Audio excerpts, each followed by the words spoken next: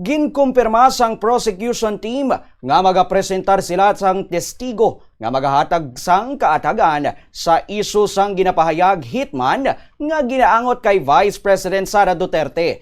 Nagwang amo nga paatag matapos ginpamangkot ni Senator Judge Bam Aquino si NBI Senior Agent John Mark Calilong kung pamilyar ini sa ginapahayag o kung ginapahayag hitman nga ginaaligar ginkontak ni Duterte. Apang suno kay Calilong, limitado lamang ang iya nga partisipasyon sa pag-authenticate sang video nga ginsumite bilang ebidensya kag wala siya sang personal nga ihibalo natuhoy sa nasambit nga hitman. Samtang ginkumpirma naman ni Attorney Amando Ligutan nga mayara sila sang witness nga maghatag sang detalye kaangot sa hitman.